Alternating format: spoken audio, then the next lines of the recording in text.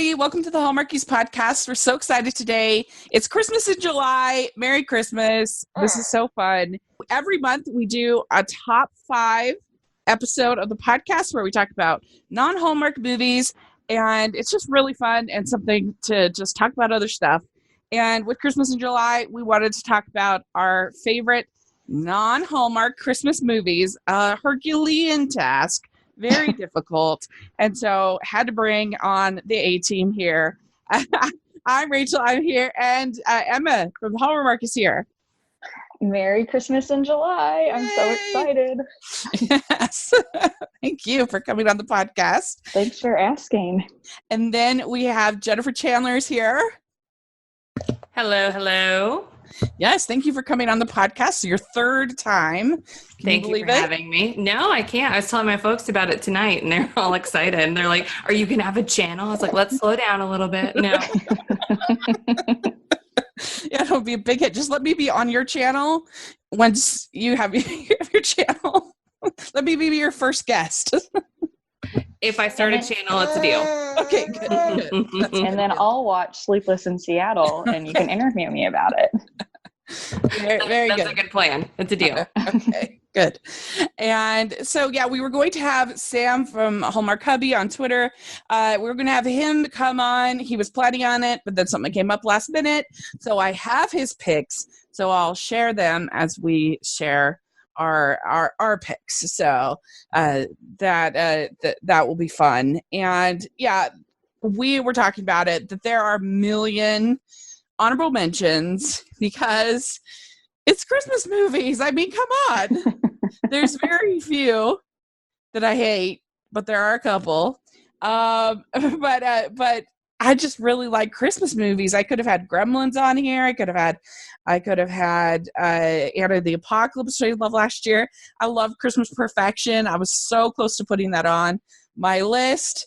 If it had been a top 10, it would definitely be on there.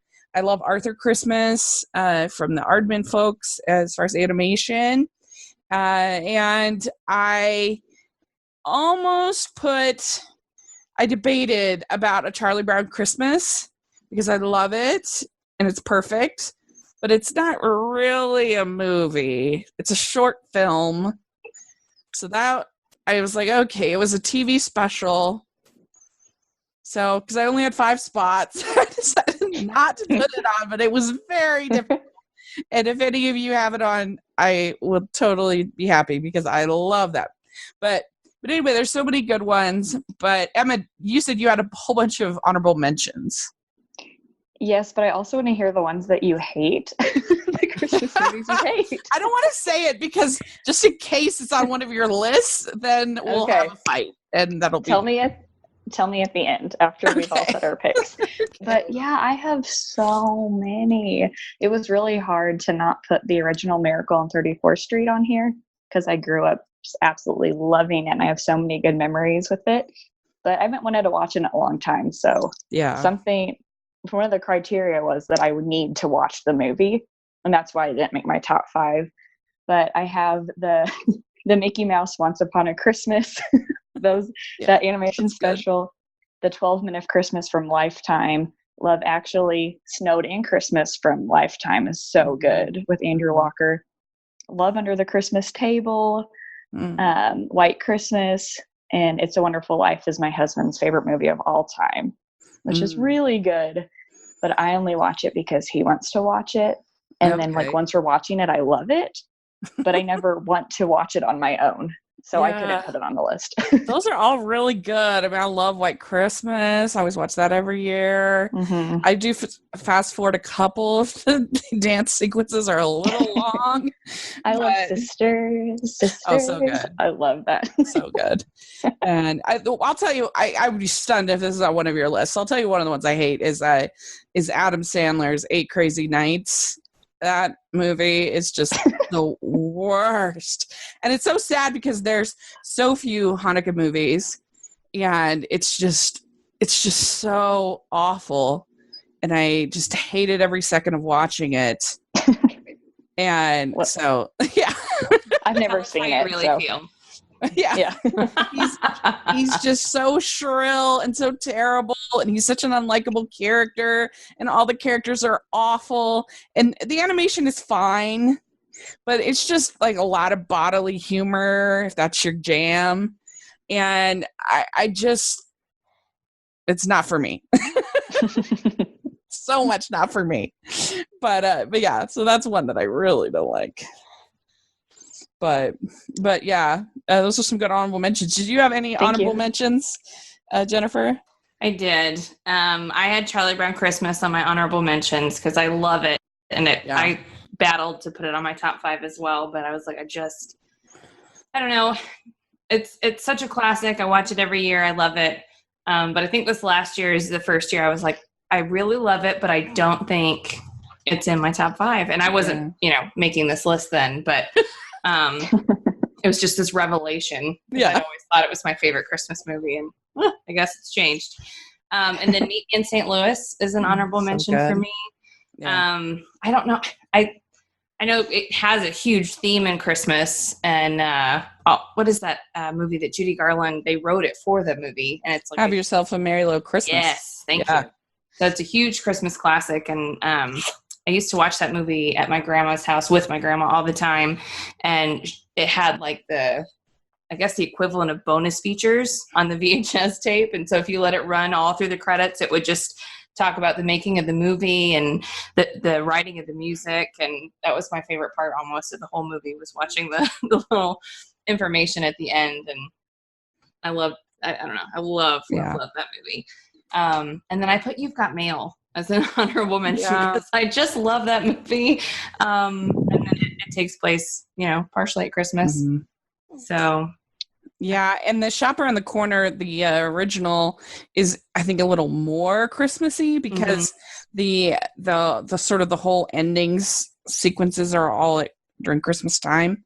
I haven't gotten to watch that one yet. It's on my list, but I haven't seen that one yet. It's good. It's kind of bonkers.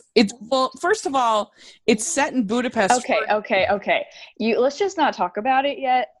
Oh, okay. Sorry. Okay, I won't. I really like it. Save it. I really like it. There's some weird parts about it. You can only say nice things about that movie. Oh, okay. We'll just I don't want to spoil it. Clearly. But anyway, okay, good. All right. But I love You've Got Mail. Everybody knows that, how much okay. Well, and I was just curious. I thought this was going to go on my list, and then I rewatched it, and it's not that I didn't like it, but it just wasn't anywhere near top 5. Have you all seen We're No Angels with Humphrey Bogart? Yes, I watched it for my Blind Spot series that I do on my blog a couple of years ago, and I didn't care for it. Like, it's it's just not my style of humor, I guess. But like the whole joke about them like being a peeping Tom, basically, I was just kind of like, what? It's definitely not PC or friendly for the hashtag Me Too movement at all. But I watched it last year with my in-laws, and I had just super great memories of it, and we had such a great time watching it. And so I was like, oh, I bet that'll be just kind of an unconventional, on my list. And then I rewatched it, and I was like, maybe I just had fun watching it with my in-laws, because I mean, there's certainly some charm to it, but there's also some downfalls like you're talking about. And I was like, oh, yeah. I was curious. It was just different than what I expected. I did watch this last year for Blind Spot, because there's not that, we're getting low on the Christmas movies I haven't seen. But last year I watched the movie Katharine Hepburn's Spencer Tracy film Desk Set. And if you want to watch a movie about people getting super plastered, super drunk on Christmas and being really funny and witty, then it's your choice. It's funny? It's very funny. Yeah, okay. It's very good. Your tone, I was like, is it the worst movie? No. I really enjoyed it. But yeah, it's just about having this. They have this big. They're really upset that they're getting laid off because they're putting in this big computer. Their whole division is getting laid off. Wow. So they end up having this kind of this office party and getting super plastered. And I don't know. It's quite funny. I enjoyed it very much. But anyway.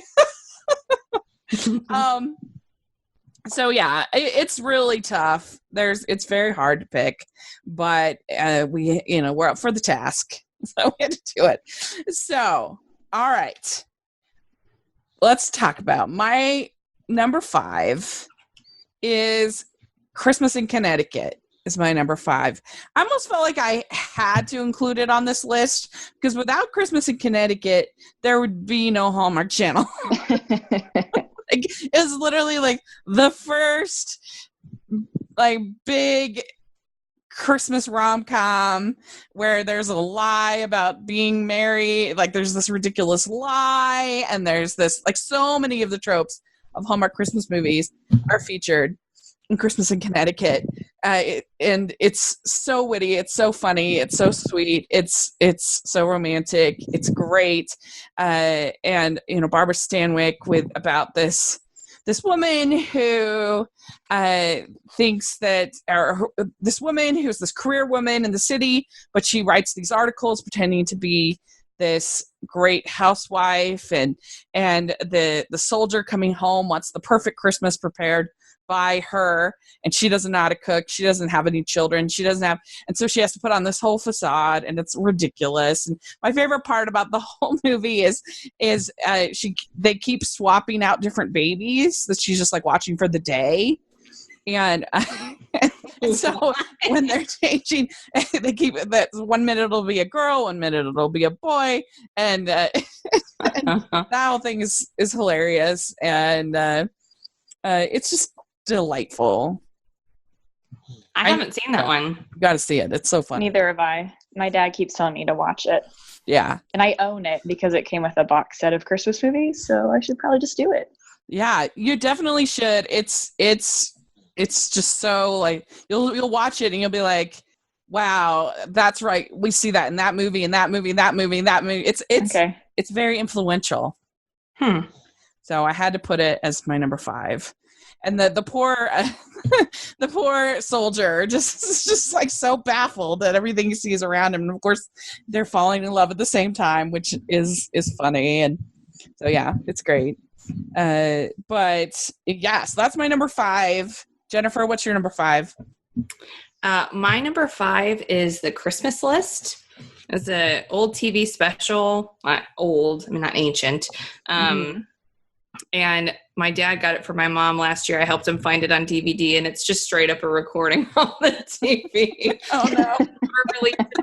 TV. They don't air it anymore. It's got Mimi Rogers is the only name that I'm familiar with, and basically she's a department store worker. She works at the fragrance counter, and she's got this uncanny, like they call her the nose. And so she can guess people's fragrances either by their personality and their favorite color and whatever, or she can help them identify a fragrance that they've smelled before and match it up. And so it's just this really silly, cute thing. She makes a Christmas list and she puts it in the department store box, and the things start coming true off of her list. And it's cheesy, but it's wonderful. And I just watched it the other night, and I mean, I don't know if it was my first time watching it, what I would have thought, but the nostalgia is still there for me, and I love it. Yeah. It's a cute movie. I watched it because of your recommendation, because that's so exciting. Last year. Yeah. We're changing the world here. I'm gonna watch Sleepless in Seattle. I watch Christmas List. You're all gonna watch Christmas in Connecticut. It's very exciting. Totally. But yeah, it was really cute. There's one for Hallmark that's also, I think, one of the more underrated Hallmark Christmas movies called The Christmas List with Alicia Witt. I really like it. But this one is also really cute. Yeah. It's impossible to find. I know, it's weird. I just Googled it, and it has the funniest DVD cover. It looks like it's made in Microsoft Paint.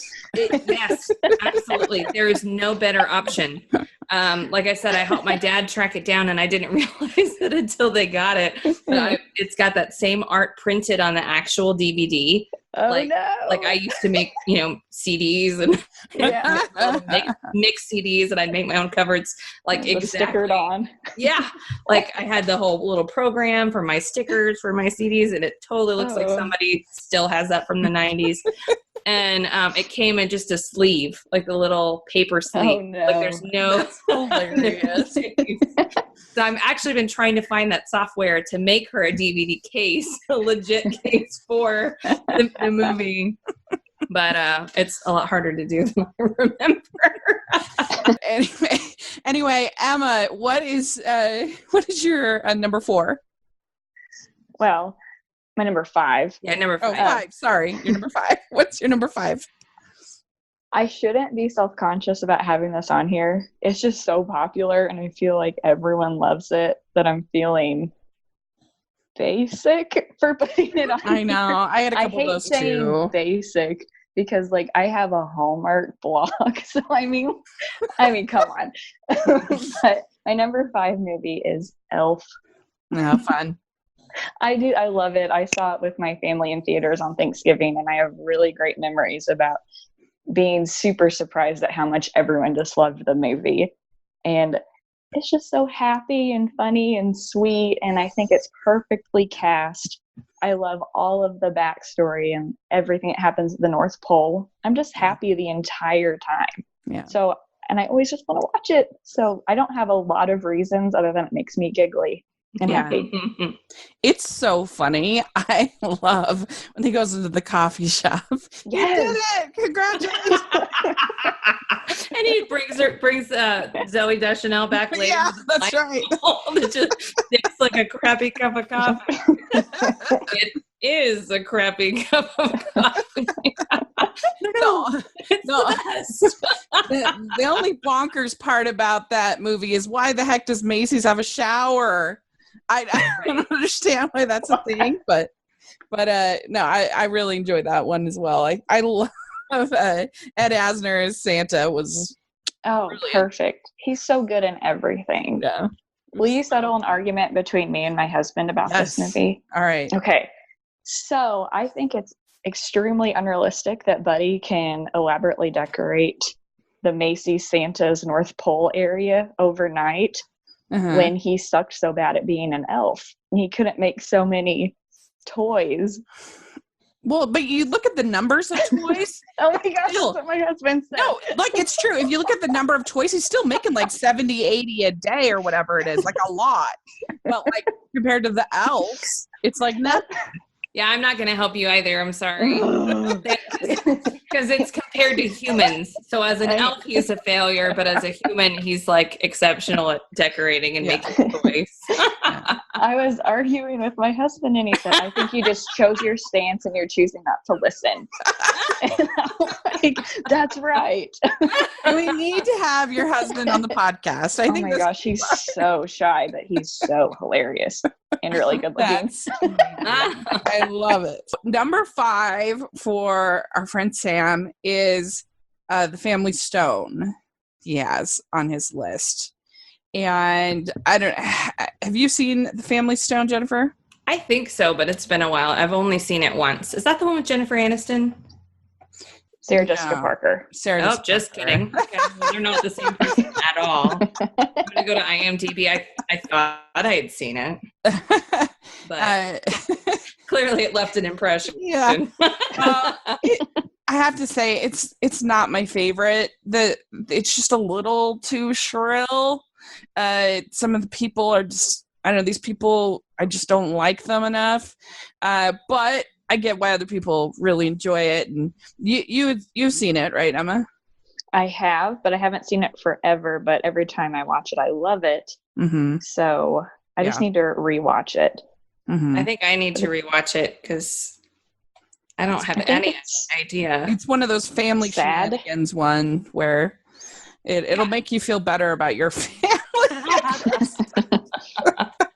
I mean, it looks familiar, and I'm pretty sure I've seen it, but clearly I don't remember it very well. Yeah. My number 4 was a very influential movie on my childhood. It's the first movie I ever really remember laughing a lot at, and it is Home Alone. I love Home Alone. I think it holds up quite well. I think that it has because the booby traps part of it, which is so empowering and hilarious to kids, is actually not that long. It's about 15 minutes of the movie, where and it's a lot of the other stuff is now as an adult is my favorite. Like I love when he goes shopping and he's sitting there and he thinks he's up shoplifting the toothbrush and he's like running. He's like, I love that scene. And I love when he's confronting the scary furnace, and there's just like lots of really cute, sweet moments. I love every time he plays that keep the change, you filthy animal. That's always hilarious. And the whole relationship between him and the neighbor is so heartfelt and lovely and so well done.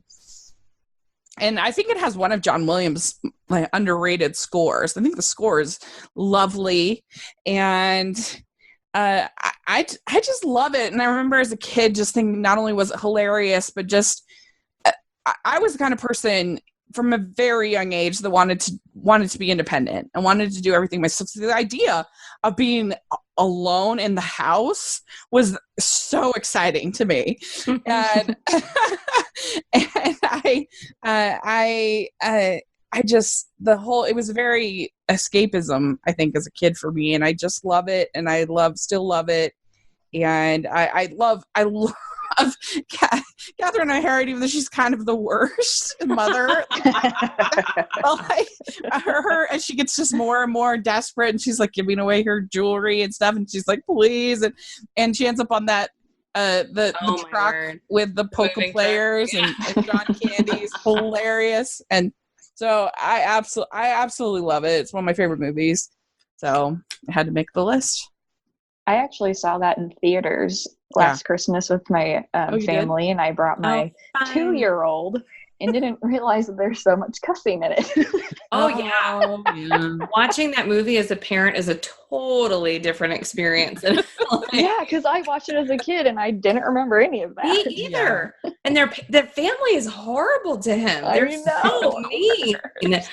And I mean, we have this conversation way too often in my house, all about Home Alone, and Sean's way funnier than I am, and so he puts it in hilarious phrases about, this sociopathic kid, like trips for these. I don't remember, but I'll have to see if I can get his little bite. So funny, but my kids love it. And then this last Christmas, I think we found the like real doctors weigh in on the injuries of the criminals. And so every time they get hurt, a doctor talks about everything that would actually be wrong with them if that happened to them and whether they would survive or not. It's hysterical. I think a little dark, but it's so funny. Yeah. Well, and also when you watch it, you're like, what is in this house? Move on. I know. It's a beautiful house. That's one of my favorite memes that comes out every Christmas is like, you're an adult when you see the McAllister's house and you want to know what the dad does. Just that mortgage and the trips to Paris and all that stuff. But it's a beautiful home. Mm-hmm. I'm sure there's something in there, but I didn't see anything that I would steal. Not that I'm a criminal or anything, but like why is this house the one that you want so bad? Enough to go through all that nightmare for. It doesn't make any sense. I mean, Macaulay Culkin is so great in that movie. Mm-hmm. He's so charismatic. He's so wonderful. And I just, what kid can't relate to the whole scene where, he's sent up to his room, he's sent up to the attic, and telling your mom, I wish all of you would go away. Yeah. And and then him waking up and being like, I did it! Oh my gosh, I wish my family away. This is so exciting. Jennifer, what's your number 4? I don't know if this is going to be controversial or not, but my number 4 is Die Hard. I knew you were going to say that. How did you know? You said controversial. Oh, okay. Yeah. Okay. I was like, literally, we haven't been talking that long. What else do you know? Everything. You can't see me, but I can see you. I know. I just had that feeling. I started looking around the room. No. So I love that movie so much. There's been, they almost always have like a public screening, in the theater every year. And my husband and I have gone at least to one of those, and we think about it every year. It's gotten a little harder with the kids, but I love it. It's an action movie. It's John McClane. It's classic. It ages, I think, so well. Of course, there's flaws, but I don't know what any of them are. And it's one that I have to watch every year. Like I think about it's Christmas time. I have to watch Die Hard. So I had to put it on the list because it doesn't feel like Christmas until Hans Gruber falls off the building. I watched it for the first time in it was 2016, I think.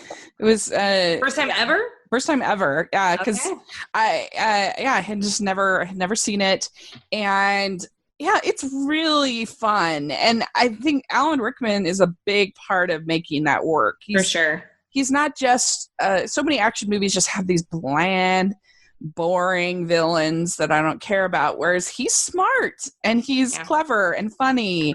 And I think that's a big reason why it works. And it's just a small group of people in one building dealing with, it's kind of similar to Speed in that way, it's like people say Die Hard on a bus, but it's like that's the kind of action I think is better than these huge set pieces oftentimes. It's just these more smaller, tense kind of things. And so Die Hard is the best in that way. And do we all agree, at least on this podcast, definitely Christmas movie? Obviously.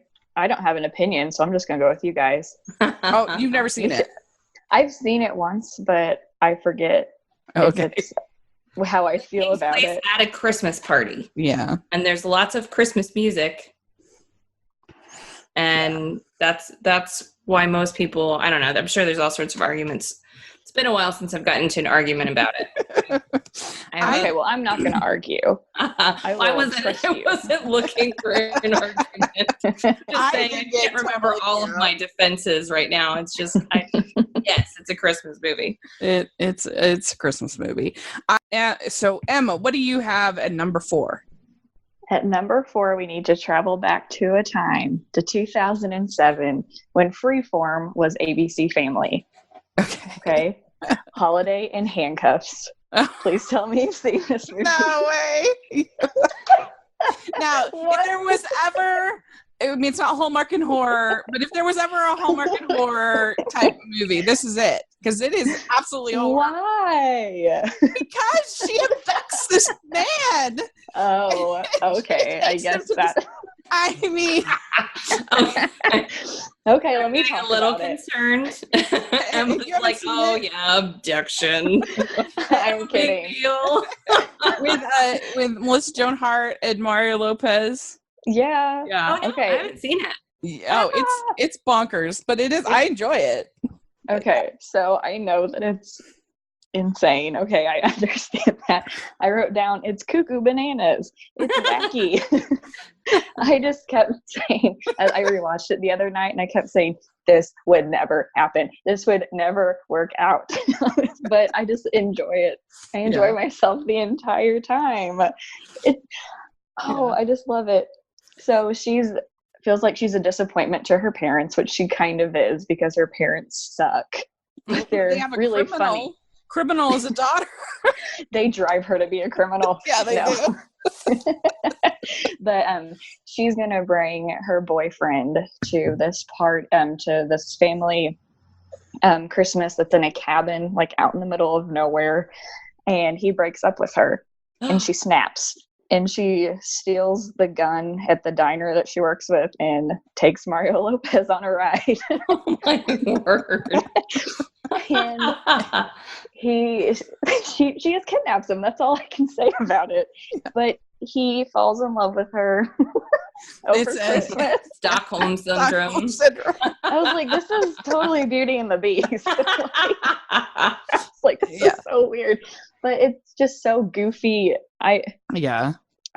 It makes me so happy. And they have a total scene where Mario Lopez he's just out of the shower and is very hot. So that alone they do this like slow camera of his torso.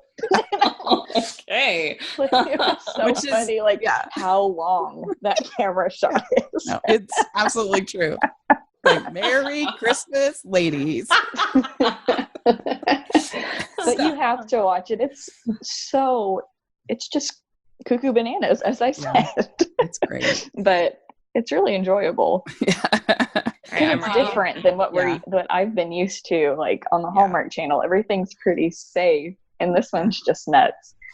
Yeah, usually on a Hallmark Channel, they don't go with the abduction. They usually go for some kind of like signed contract of some kind, or some kind of like business arrangement. We're going to pretend to be in love, but yeah. Or we accidentally got stuck in the same cabin type of thing. Right, yeah. I just love the dad's faces. He's just, you just have to watch it. All right. Well, Sam's number 4 is he has the Christmas Chronicles. So from last year. Oh, yeah. Yeah. So this is pretty exciting. Kurt Russell, who our co-host Amy didn't know who he was. Oh, my. What? And we forever. Well, she didn't know who Keanu Reeves was. I know. We were like, well, in fairness, I think she knew who Keanu Reeves was, but she didn't know why people liked him so much. She was more bad. Oh, okay. But yeah, she legit, and so I love to tease her about that. But you know, she's like, "Who's Kurt Russell? Who's Goldie Hawn?" I'm like, Amy, we need to talk. But anyway, but yeah, the Christmas Chronicles was really fun. If you want kind of like a hip, cool Santa, but it still had a heart and still had cute little elves. And I think the only thing I didn't like about that movie was the rock scene in the jail. It was a little long. Well, it just came out of nowhere. And I was like, whose brother is in this band? And needed to be featured on TV playing something. Yeah. Fun one from Sam. So, okay. My number 3 is the one that everyone's going to be like, oh, but I love it, is A Christmas Story. And I actually... No, I'm just kidding. Yeah. And the thing, I really do think that the narration is hilarious. Mm-hmm. I think it's very funny. And I think most of the set pieces are really funny. Like yes, we've seen them again and again and again, but that's not the movie's fault. That's your fault for watching it over and over again. But like the, double dog dares, all the different sort of fantasy sequences that he has about you'll shoot your eye are just so charming and so sweet. And I love the sort of relationship between him and his mother. I think that's really sweet. I think his dad is hilarious. I don't know, just little things like the soft glow of electric sex in the window is hilarious. And fa rah rah rah rah, and like something that's funny. And I actually think it has a real heart to it and a real sweetness to it.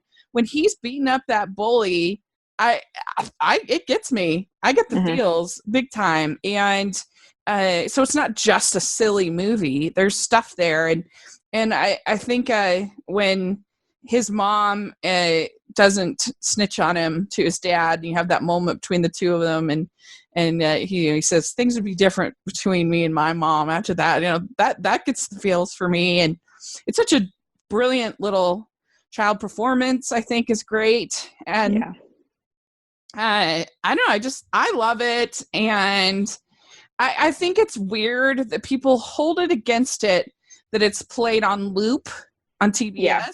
You don't have to watch it on loop. No. Again, that's your bad choices. That's not the movie's fault. Like the movie is the movie. Like, just watch it once or don't watch it at all. If you don't like it, that's fine. But that's such a weird criticism to me of the movie.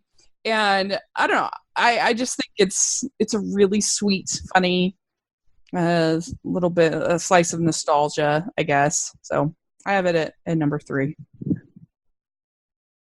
That's a good one. My mom bought Sean a little like nightlight with the leg for Christmas a couple years ago, and she hadn't even seen it, so we finally got to show it to her this last year, and so now she gets it.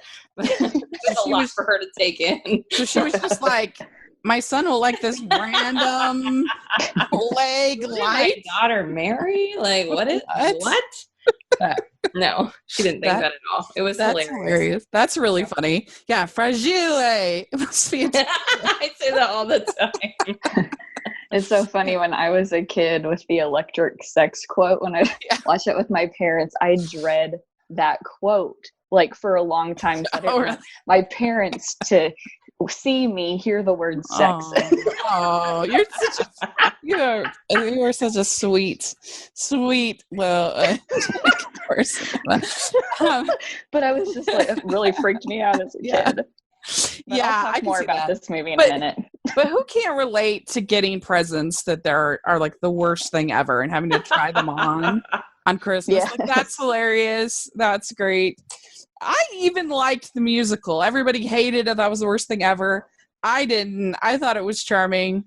So there you go. I guess I'm hardcore Christmas Story. You're so hardcore. So hardcore. We need to get you a nightlight. Yeah. Okay. So Jennifer, what do you have at 3? I have Elf at 3. So we've kind of already talked about it, but Good. yeah, I don't judge you at all for having it on your list. Yeah. On mine. I love great. that movie. I love it. There's a few people in my extended family that don't like it, and I'm just like, but how are we going to bond at Christmas? Like, what are we supposed to do? We're going to watch Elf. Like, that's what we do now at Christmas is watch this fantastic movie. Yeah. We already pretty much very good. All right, Emma, what's your number 3? And my number 3 is It's Not My Fault It's Overplayed. It's A Christmas Story. So that's why I didn't say much. Yeah, I just love it so much. I love the way it looks. Yeah. I don't know. There's something about it. It's just it looks older than it is. It's like just the way it was filmed. Yeah. Like, I have this thought, and it sounds so annoying, so don't judge me for saying this. But the whole thing looks like a memory feels to me. It's just like, like it looks like a daydream. Like all of his, I just love it so much. It's such a magical movie. Okay, thank you. Sweet sentiment. Okay, thank you. No, it does, and it really captures that Midwest feel. And it's so funny to me in Hollywood, if you want to have your film have a middle class kind of a feel, put it like in Indiana. A working class. Yeah, Indiana. There are so many movies. It wasn't until I lived there that I realized like every movie is Indiana. It's true. Hoosiers, Rudy. It's really funny. The quote that's, my mom had not had a hot meal for herself in 15 years. Like, I think about that almost every night when I'm sitting down at the table. I think that's the saddest part of the movie. It's too real. Like, I get up like 10 times, and it's not always for other people. It's because I've forgotten to do something. I don't know. I really identify with that. And I have gotten my tongue stuck on a frozen limeade can in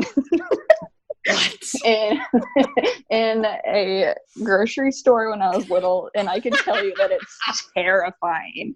So I feel really bad for that kid, and I wish I had the firefighters to come help me with that.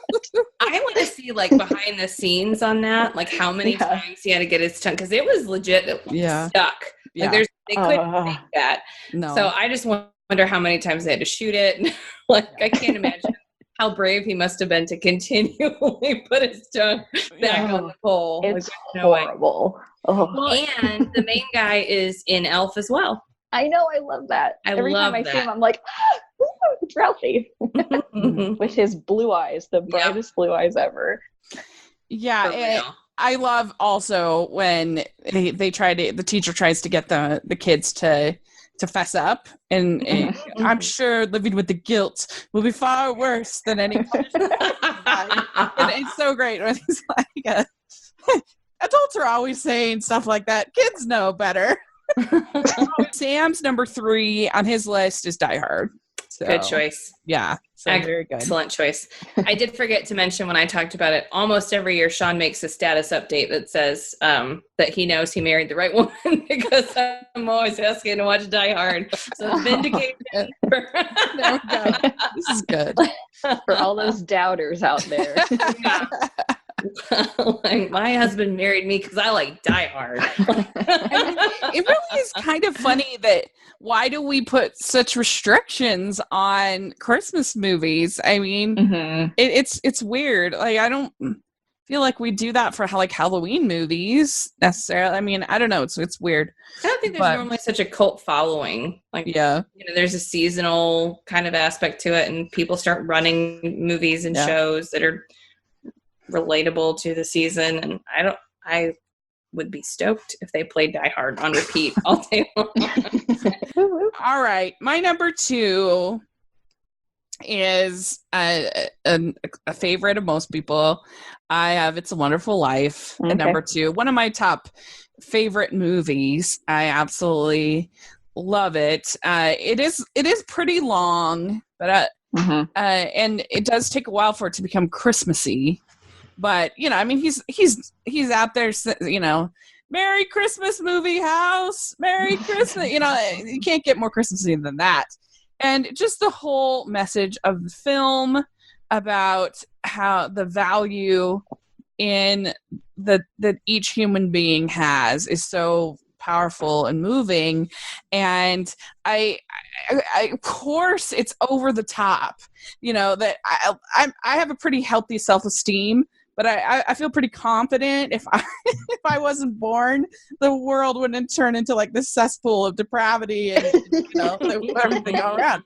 But but that's what Clarence needs to do, because he's trying to convince. Of course, it has to be drastic. If he just showed him, oh look, everything's the same, then it's not going to work. So of course he has to do that, and it has to be dramatic. But I think it still just so works for me. And you think about the many little ways that we all influence each other for good, and it's just great. Come on, It's a Wonderful Life. Jimmy Stewart. Mm-hmm. It's great. I love the lassoing the moon part. That's scenes. So sweet. Yeah, it's really, really good, and it's got a great cast, and so there you go. I love it too. Yeah, Clarence is the best. He's so adorable. He makes me so happy. And then just since my husband loves it so much, I love watching it with him. It's really good. If you listen to my interview with director Mitch Davis that I did, it was kind of funny. He said that he watched It's a Wonderful Life in college, and it just like was this rebirth for him. He never had a movie inspire him so much, and he was going around campus trying to help people. He said that it was. He said that it rained and the earthworms are coming out of the ground, and he was like putting back earthworms. I was like, you're just like Jimmy Stewart, walking around like a lunatic. It's great. It was really funny. Check that out. I loved it. So yeah. Anyway, so Stewart would be pleased. Yes, I think you would. So all right, Jennifer, what do you have at number 2? Well, after our little segue at the beginning, I'm not sure if it counts, but I'm going to still say it anyway. It's The Grinch Who Stole Christmas, the TV special one. Okay. The cartoon. I'm going to count it. Yeah. Okay. Excellent. I love that movie. I think that's the one that I realized last year is my favorite. I love the whole message. I love how cranky he is. Yeah. I love that he, plots this big thing and pulls it all off, and then it fails. Yeah. It's so good. And my favorite part is where his heart grows 3 sizes. I cry at least a little bit almost every time. It just makes me, I get goosebumps. And I love watching it with my kids. It's been one of the fun ones to introduce them to. And there's a lot of really good ones, but that one makes me feel like it's a reason for Christmas, and it's not about stuff. And I just love it. I feel I get so frustrated when I'm passionate about something, and then immediately become inarticulate.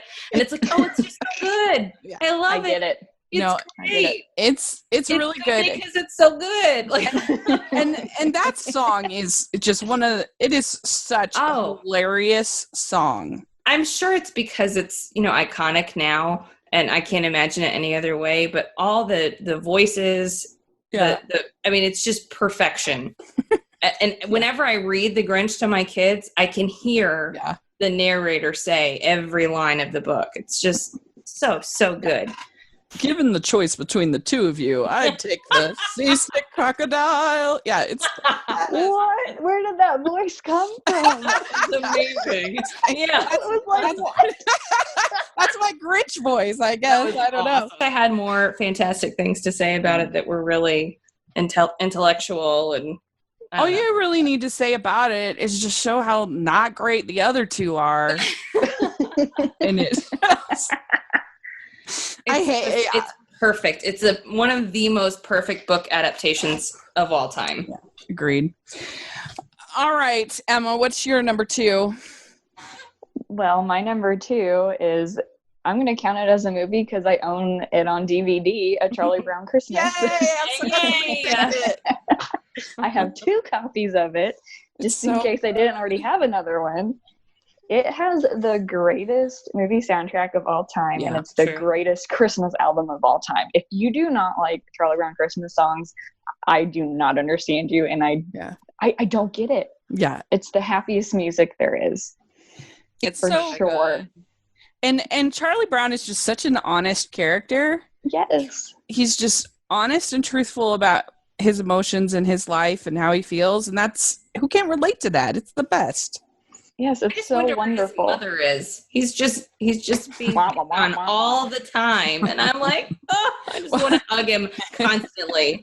I feel so bad for him. You don't notice it as much in Charlie Brown Christmas, the lack of parenting, but you do notice it in the Thanksgiving one, because it's like, what's happening with these children? Like, why? Or Halloween, and he keeps getting rocks. And everyone's like, haha. And I'm like, who are these people giving him rocks? And why aren't your children sharing their candy? This is ridiculous. But when Linus gets up and he recites you, it's just the best. Yes, that's what Christmas is all about. Charlie Brown gets me every time, just his whole speech. And their voices are so perfect. Yeah. That's what I was going to say. It's like real child voice actors as opposed to like, an older person trying to sound like a cute kid. Mm-hmm. I don't know. And I don't think that, like, I can't watch the other Charlie Browns because the voices, I don't think, are the same. At least I noticed, like, with the show they had. So I'm just they did a good job with the movie. The Peanuts movie. Yeah, they did have child voices, which I really appreciated. I loved that Peanuts movie. But yeah, the Charlie Brown Christmas is fantastic. The best. The color scheme is so beautiful. I just want my whole house to look like that at all times. Just the colors make me so happy in that movie. And just everything about it just makes me feel warm. Yeah. And someday I honestly used to watch it. Oh, go ahead. My yard. No, you're good. And we're just badly timed. Sorry. No, it's fine. My little Christmas dream is to have a Snoopy house, like cut out with Snoopy on top and his Christmas lights, and then the Charlie Brown Christmas tree. And that's all I want for Christmas decorations. You need to do it. I do. I could draw it. I just can't cut it. Oh. With a saw, I feel like there's like blow up ones like that of Snoopy. Yeah, but I don't know. I have this thing in my mind that needs to look like the movie. Mm-hmm. And then there's just, and maybe it's the color scheme like you're talking about. There's just something about it that just, it conveys the message throughout the whole thing. Like it's just, I don't know. Yeah, good choice. But what were you for allowing me? I totally ran over you. I don't know. Oh no! No, I think it's just that like I can watch it anytime during the year. Yeah. Just anytime. It's just how much I love it. It's so good. All right. Sam's number 2 is Miracle on 34th Street, but he prefers the remake. And he needs to be on here because he needs to defend that. Yeah. What is that choice? I think it's a solid remake. Right? Yes. Yes. It's a solid remake. I forget how they changed the letter scene though, which I didn't love the way they changed it. I can't remember though how they changed it. But yeah, I certainly prefer the Maureen O'Hara original, the original classic, the film. The guy who played Santa won an Oscar for that role, which is really interesting. And he should have, because he's the best Santa. He's so good, and it's really good. Natalie Wood's so great, and as a child actor, and so there you go. I know that's his controversial choice. Yeah, I really want to know why. I'm not saying it's a bad movie, but I just prefer the original so much. Yeah, I just can't get over. Now I'm gonna forget his name. Dylan McDermott. Well, what's his name in Jurassic? The guy in Jurassic Park, the grandfather. Richard Attenborough, right? No, but what's his name in Jurassic Park? Oh, John Hammond. John Hammond. So he's Santa, and I'm like, you brought your grandkids to be eaten by dinosaurs. Like, how could you possibly be Santa Claus? There's a little of that. I agree. I concur with that. I mean, he looks the part, but just because of that previous role, which I know isn't fair, but I just can't buy him as Father Christmas when he's completely unaware and brings his grandkids to be appetizers. Yeah. All right. This is very exciting. We're at our number one. I'm so nervous. I'm legitimately nervous too. Yeah, because I have so many feelings about this movie. I just want to convey all of my feelings. Okay, Rachel, sorry. There's a side of me that's a little bit of a cheat with this one. That I do love so many different versions of Christmas Carol. I could have put many, many, many on my list. I could have put Mickey's Christmas Carol, Muppets Christmas Carol, Barbie's Christmas Carol. Barbie Christmas Carol, I adore. The Patrick Stewart version is great. The George C. Scott version is great. But my favorite is a version called Scrooge I like the musical with Albert Finney, but my favorite is a version called Scrooge from 1951 with a great actor named Alastair Sims. They go into a little bit of his backstory to kind of explain beyond what they do in Christmas Past, but that's the only major difference maybe from the story, but I think it works. I like it. And he plays it with a little bit of humor, and because he was a comedic actor, and it's definitely the most beautifully shot aside from maybe It's a Wonderful Life. Like, those are the two best shot and made Christmas movies I think ever, and it's beautiful cinematography, beautiful, and the acting is all wonderful, and by the end you really feel like this is a changed man, a changed person. And I love the story of A Christmas Carol and the idea that nobody is a lost cause, that everybody matters, and that you look at the things that made Scrooge the way that he was, makes sense. But he's being given this chance of redemption. I love the book. I love the play. I love almost any version. It's really hard to screw up Christmas Carol. For me, there's a couple I don't like, but for the most part, I love it. And this is my favorite version, is from 1951, A Christmas Carol. Sometimes it's called Scrooge. Sometimes it's called A Christmas Carol. But it always has Alastair Sims as the lead. It's really good. And there you go. That's my number one. I'll have to check that one out. Yeah. It's black and white. Don't get the colorized, because the colorized is an abomination. I hate it. Everybody looks like they're in like Strawberry Shortcake world. It's the worst. Jennifer. Yes. What do you have as your number one pick? My number one pick is While You Were Sleeping. Oh, it's so good. I love it. I love it all the time. I will watch it in any season, for regardless of if it's Christmas or not. It's just so fantastic. I love the family. I love the whole thing of, she's by herself and then she just kind of gets brought into the fold. And I love every single character.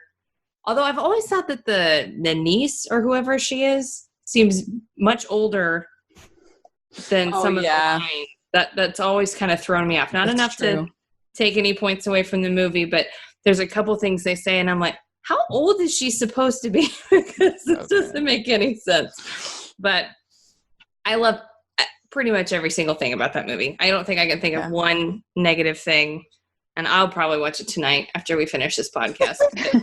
I've just been thinking about it and making these lists, and it's so good. Oh, it's so good. It's another one of those ones that I just don't have anything super eloquent to say about it. It just, I love the feeling. I love the introducing scene with everything all orange or yellow, and her quote from her dad. I just didn't realize he was talking about my life. The other day on Twitter, someone was asking, what's the best movie to just to talk about loneliness and the experience of being lonely? And I was like, people might laugh, but I totally think While You Were Sleeping captures the experience of loneliness so well. Like, you feel so bad for her character. You're just like, somebody take her to Florence, please. Right. What? Right. And I don't know. She's just save her from Joe Jr. because good grief. To lean in. He leaned. That's my favorite payoff in that movie. He's like, "Yo, Luce, you okay?" Looks like he's leaning. Yeah. Oh, and then Jack is like, "Thank you." Yeah, and what is it when he's like, if you come back for Valentine's Day, don't burn down my apartment. Yeah. Ruin Christmas. And I love that dinner scene. It's just one of my all-time favorite sequences in a movie. It's so good. And they're like Mary mashed them. Just the whole Argentina. I don't drink anymore. I don't drink any less either. They're perfectly cast, with the exception potentially of that one girl. But again, not a deal breaker in the least. And I love that whole story. Ashley Bartlett. Choice. Yeah, very good choice. I've never seen it. Oh no! Get out of town! You really haven't? No, I have not seen that. Please watch it. I mean, I wrote it down. How many exclamation points do you have after it? I would 0, but I have above. 1, 2, 3, 4, 5, 6, 7 after Sleepless in Seattle. So I'll do 8 for While You're Sleeping. That is acceptable. My friend Anthony told me this week he'd never seen The Lion King, and my face that's weird. At that moment is exactly the same as my face when you just said that. Boo. Oh, it's so good. I don't even want to talk about it anymore for fear that I'm doing something that's true. I know.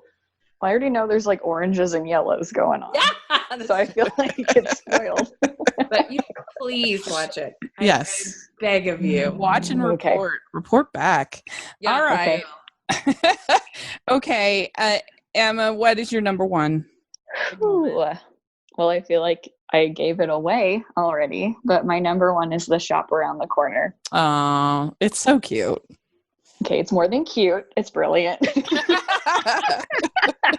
Okay, so this movie is a really, really huge deal in my family. The Saturday after Thanksgiving, all through growing up, my family would decorate the house and the Christmas tree all day, and we'd end the day by watching The Shop Around the Corner together and putting pallets on the floor and saying we were sleeping under the Christmas tree. So we'd all camp out in the living room after watching this movie. So it's just a huge deal in our family. And I had never met anyone who had heard or seen of the movie. And when I was dating my now husband, he had seen the movie. Oh, sealed the deal. Yes, I was like, are you kidding me? You've seen The Shop Around the Corner. It means so much to me and my family. So let me calm down. Well, that's how much I love it. Well, the parts, when I said that there were parts that were bonkers, wasn't necessarily bad. I really enjoy it. I really do.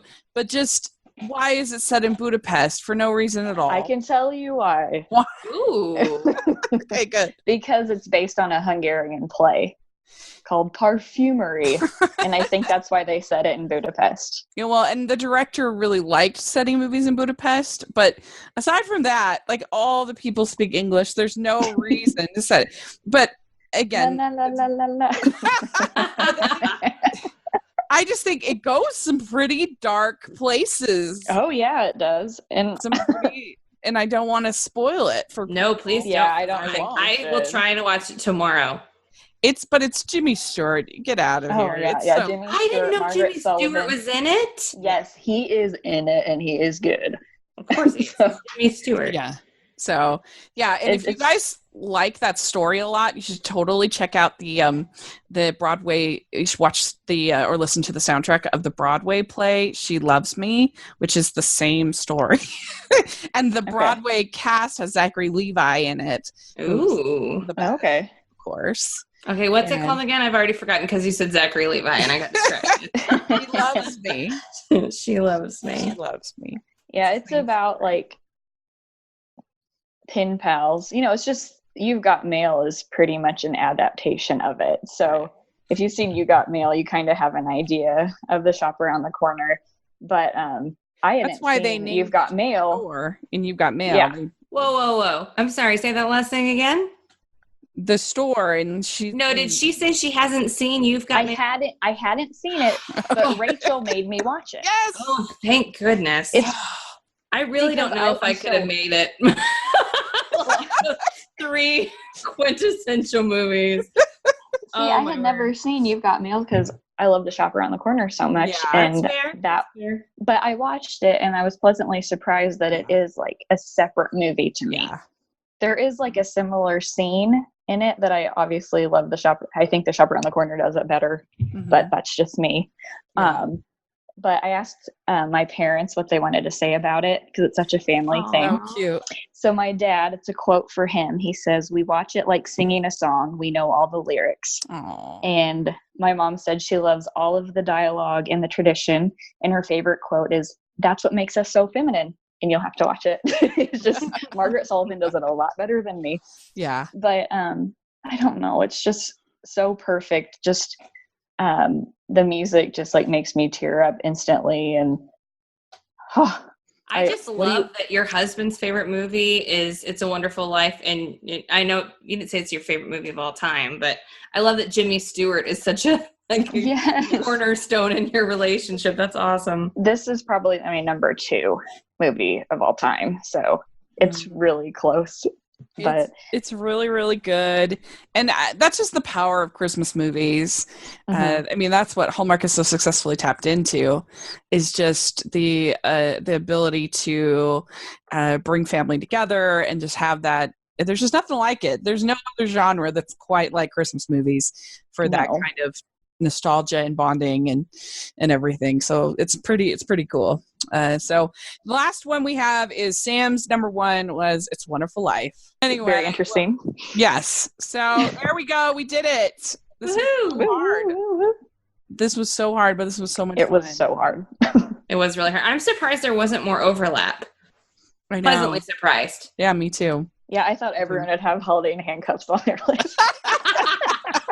Well, it's on my list to watch now. It's on Hulu. Do you have Hulu? I do. It's on Hulu. Awesome. Well, and you've got to watch Christmas Perfection, Jennifer. Okay, hold on. It's the best. I'm going to look for that this year. I tried last year and they weren't replaying it again. Oh. So I will watch it this year for sure. So Is that fun. a Hallmark one? It's Lifetime. Oh, Lifetime. But I I love didn't mean anything by it. No, I was just making notes. I have a tonal problem with my voice.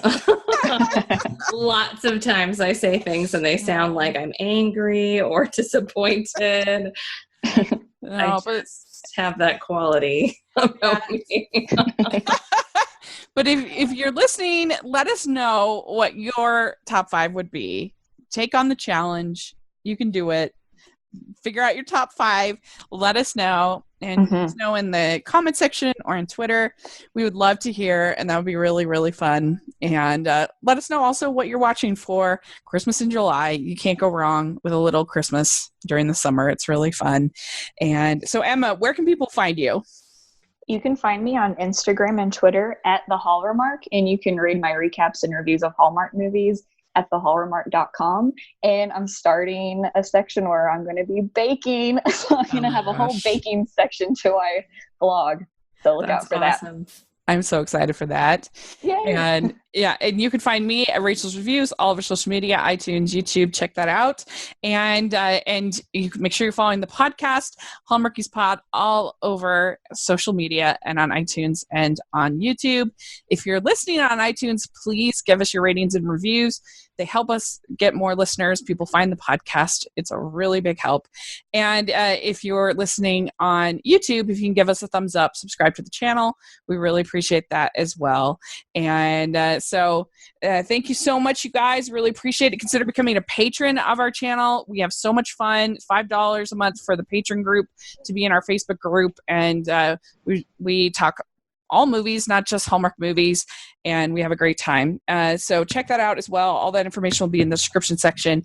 And really appreciate you guys coming on the podcast. We'll definitely have to do it again. Yes. It was fun. This was a ton of fun. It was a lot of fun. So thanks so much, Jennifer. I really appreciate you coming on. And thank you, Emma. It was great. And thanks, Sam, for leaving us his list. And we'll talk again next month of Top 5. If you have any suggestions of what we should cover for August, we'd love to hear. So thanks so much. Talk to you all later. Bye. Bye. This podcast was brought to you by Hallmarkies for Hallmarkies. For more information about how you can leave your mark on Hallmarkies, visit hallmarkiespodcast.com. Link in the description.